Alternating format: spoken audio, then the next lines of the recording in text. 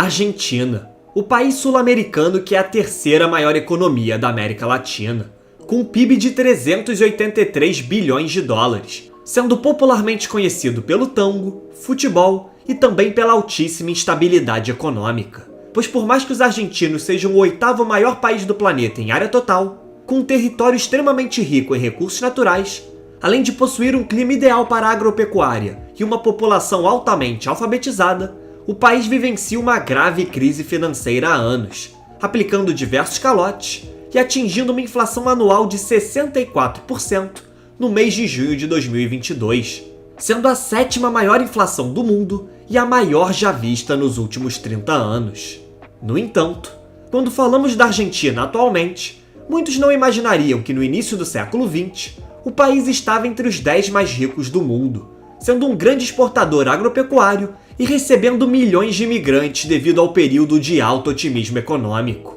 Todavia, esses anos prósperos ficaram para trás, e agora o caos econômico e social tomaram conta da nação, com mais de 42% dos argentinos vivendo abaixo da linha da pobreza. E nesse vídeo, vamos entender como a Argentina conseguiu destruir completamente a sua economia e explicar por que é impossível à nação conseguir se reerguer nas próximas décadas.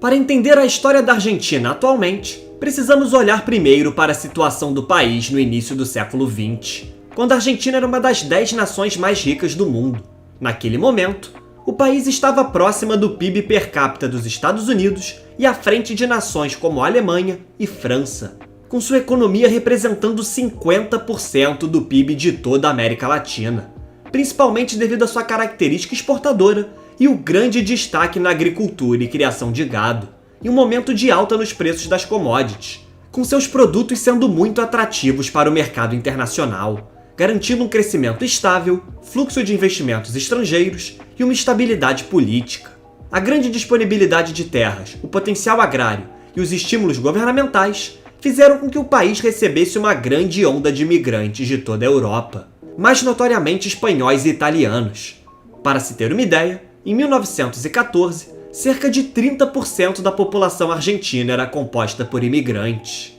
Com isso, surge a pergunta de quando a Argentina começou a mudar. É necessário ressaltar que, apesar do crescimento constante, o sucesso argentino era extremamente dependente das commodities, pois a nação não conseguiu desenvolver a sua indústria da mesma forma que os Estados Unidos, por exemplo. E dessa forma, devido à crise de 29 e posteriormente à Segunda Guerra Mundial, os países importadores de produtos argentinos iniciaram uma época protecionista, visando recuperar suas economias em um curto prazo e estavam muito endividados pós-guerra. Para se ter noção, os argentinos perderam 1/4 de seu PIB entre 1929 e 1932. Nesse contexto, iniciou-se o período que ficou conhecido como Década Infame, com 2 golpes de Estado ocorrendo entre 1930 e 1943, além de uma corrupção generalizada e o declínio econômico. O maior símbolo desse período foi o Tratado Roca-Runciman, de 1933,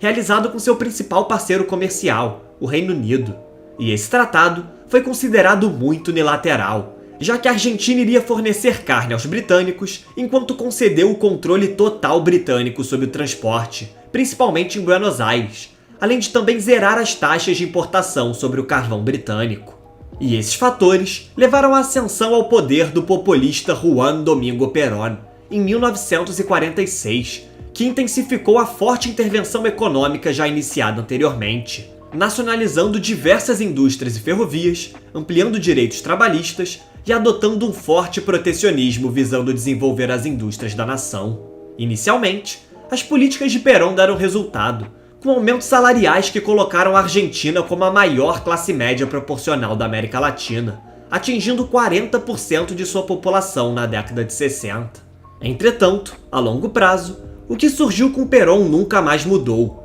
pois com os excessivos gastos públicos para financiar o bem-estar social, a inflação se tornou constantemente alta, mantendo uma média anual de 26% entre 1944 e 1974. E assim, o país foi ficando cada vez mais isolado, e suas indústrias nunca conseguiram ser realmente competitivas. Logo, mesmo com a queda de seu governo em 1955 e posteriormente em 1974, a corrente política criada por ele, o peronismo, não apenas sobreviveu, mas também domina a política argentina até hoje. E por mais que tenha apoiadores tanto de esquerda como de direita, ela se caracteriza por um claro populismo e altos gastos públicos. Com isso, fica evidente do porquê ocorreu o declínio econômico argentino, com sua alta estabilidade política, sofrendo 6 golpes de Estado no século XX, um país tomado pelo populismo que não consegue controlar seus gastos excessivos, obtendo déficit fiscal em 111 dos últimos 121 anos e a inflação alta, além da corrupção histórica em todos os setores. Tanto que esses fatores levaram o famoso economista americano Simon Kuznets a declarar em 1971 que existem 4 tipos de países no mundo: os desenvolvidos, os subdesenvolvidos, o Japão e a Argentina, devido a características únicas que levaram ao boom econômico do Japão e do declínio argentino ao longo do tempo, graças à sua instabilidade histórica, sendo o único país do continente americano que é mais pobre hoje do que quando comparado a um século atrás. Apenas em 1989, com a eleição do novo presidente Carlos Menem, que a política argentina tomou um novo rumo, pois apesar de se autodeclarar peronista, Menem adotou políticas liberais, com privatizações, desregulação do mercado trabalhista e uma abertura ao capital estrangeiro. Além disso, para controlar a hiperinflação, que chegou a atingir 1.344% ao ano em 1990, o governo de Menem criou um programa de estabilização, chamado de Plano de Conversibilidade, ou seja, fixando o câmbio de um peso argentino para um dólar americano. Em um primeiro momento, as políticas tomadas por Menem foram muito positivas, pois houve uma grande queda na pobreza, a inflação reduziu drasticamente para 1,6% ao ano em 1995, além de haver uma redução nos déficits governamentais e um aumento das reservas internacionais. Contudo, esse período positivo durou pouco, e novamente o país entrou em uma crise, após diversos escândalos de corrupção, somados à crise asiática de 1997 e à crise mexicana de 1994, que motivaram a fuga de capital estrangeiro de países emergentes, e afetou diversos países da América Latina, devido à falta de confiança dos investidores com as instabilidades vividas por essas nações. Além disso, no longo prazo, essa fixação do câmbio argentino ao dólar, que se manteve por 12 anos, acabou prejudicando o mercado interno da nação, pois os produtos manufaturados estrangeiros se tornaram mais baratos do que os próprios produtos argentinos, o que não apenas gerou o aumento das importações, como o declínio da indústria local.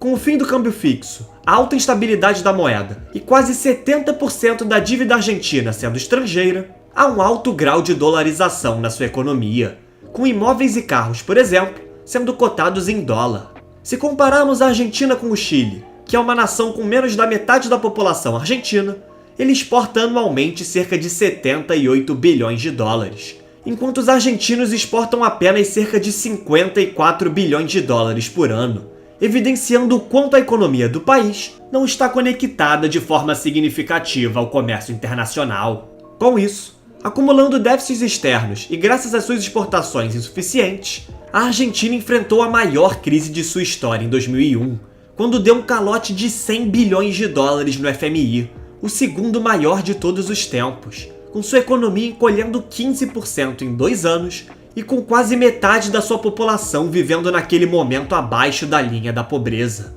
A decisão abalou a confiança dos investidores, afastou empresas estrangeiras e fez com que o país tivesse dificuldades para conseguir novos empréstimos internacionais. Porém, no momento que tudo parecia perdido, surgiu o boom no preço das commodities no início do século XXI, principalmente devido à alta demanda de mercados emergentes, mas notoriamente a China, que beneficiou não apenas a economia argentina, mas de outros países exportadores de commodities, como o Brasil, Canadá e a Austrália.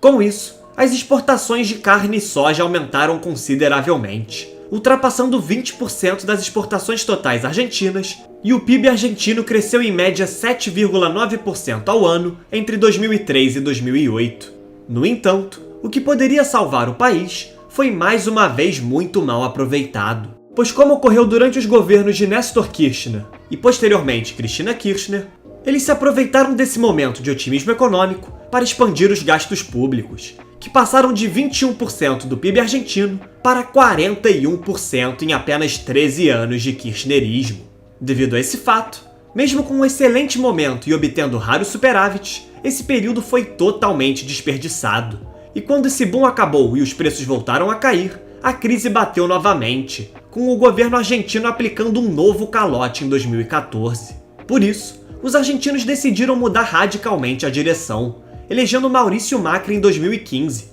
o primeiro presidente democraticamente eleito que não era peronista e social-democrata. Macri prometeu uma política liberal, mas novamente as promessas de campanha não se concretizaram, não ocorrendo reformas profundas e a pobreza apenas aumentou, assim como a inflação e a dívida. Atualmente, com o presidente peronista Alberto Fernandes, novamente o ciclo se repete. Embates com a vice Cristina Kirchner, inflação batendo novo recorde em 30 anos, atingindo 64% de inflação ao ano em junho de 2022, e um risco grande de um novo calote ao FMI, pois atualmente a Argentina é disparada a maior devedora do fundo, com uma dívida de 44 bilhões de dólares, sendo quase 4 vezes a dívida do segundo colocado, o Egito. Além disso, apesar de metade da dívida argentina ser em moeda estrangeira, as reservas internacionais da nação são de apenas 39 bilhões de dólares, em comparação a 378 bilhões do Brasil, por exemplo. Ou seja, o país tem poucos ativos estrangeiros para servir como seguro para garantir o cumprimento das suas obrigações no exterior e para amenizar as crises, além de não conseguir proporcionar uma maior sensação de segurança aos investidores, algo que seria crucial para a recuperação do país. Portanto, a Argentina entrou em colapso pois nunca conseguiu resolver seus problemas estruturais. E assim, de nada adianta promessas vazias de políticos se os gastos excessivos, a corrupção e a falta de uma estrutura sólida corroem a sua frágil economia. Com isso, a nação continua perdendo relevância no cenário internacional, e dessa forma, fica praticamente impossível enxergar um futuro próspero para os hermanos nas próximas décadas. Muito obrigado a você que chegou até aqui.